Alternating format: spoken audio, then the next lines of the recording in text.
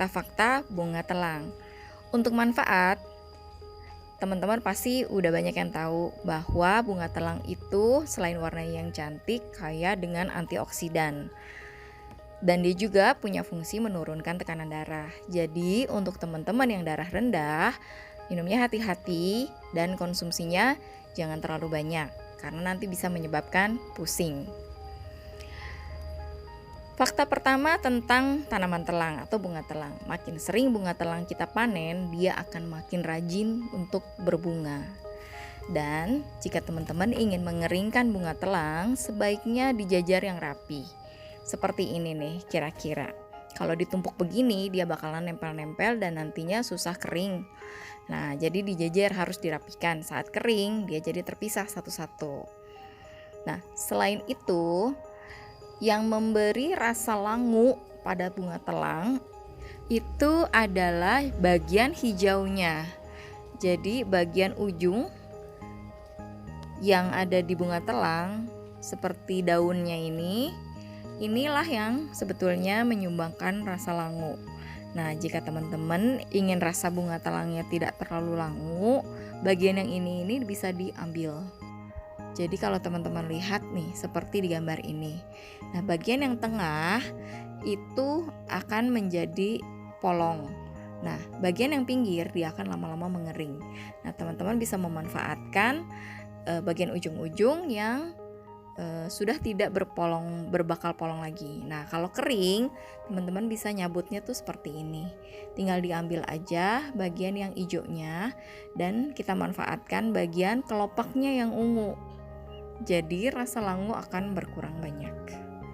Nah, dicabut aja gini teman-teman dan kita manfaatkan bagian kelopaknya aja.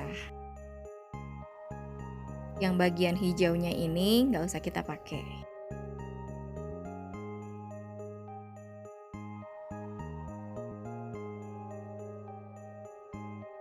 Dan ini contoh kalau seandainya kita lakukan kepada bunga yang segar. Tinggal kita ambil aja bagian yang hijaunya. Nah, seperti itu diambil teman-teman. Cuman kalau masih segar seperti ini, hati-hati jika kita mengeringkannya di tempat yang bisa nempel. Nanti malah biasanya sulit diambil.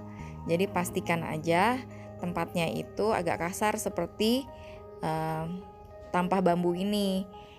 Nah, kalau enggak ya teman-teman lakukannya nanti setelah kering. Jadinya dia enggak menyulitkan pada saat kita akan mengambilnya. Dan fakta berikutnya adalah telang bisa menjadi indikator pH meter alami. Nah, ini kalau telang di cairan yang netral seperti air, warnanya kebiru-biruan. Sedangkan kalau kita tuang ke cairan yang basah, dia akan membuat cairannya berwarna hijau, seperti hijau lumut. Makin gelap itu menunjukkan pH-nya semakin basah. Dan jika kita masukkan ke cairan yang asam, dia akan mengubahnya menjadi warna ungu. Kalau cairannya lebih asam lagi, dia akan berubah menjadi warna marun. Makin marun menunjukkan pH-nya semakin rendah.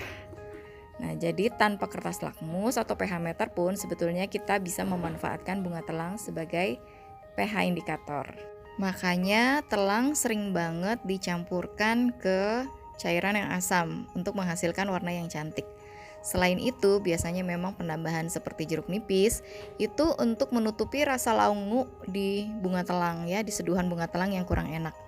Tetapi kalau kita menginginkan warnanya tetap biru dan tidak berubah menjadi ungu, kita bisa menutupi rasa langu bunga telang itu dengan ekstrak vanila ya. Syukur-syukur ekstrak vanilanya itu natural, alami yang kita buat sendiri. Saya buat sendiri dengan gliserin dan juga biji vanila. Atau teman-teman juga bisa menggunakan daun pandan. Jadi airnya diseduh dulu dengan daun pandan, kemudian baru dicampur dengan bunga telangnya untuk tetap menghasilkan warna biru, tetapi rasa langunya itu ketutup. Apalagi jika bagian yang hijau tadi sudah dilepas, itu makin gak terasa lagi rasa langunya. Jadi teman-teman bisa nyoba ya, bisa dapetin minuman telang tetap biru ataupun mau ungu, mau dicampur dengan yang asam juga bisa. Semuanya cantik warnanya.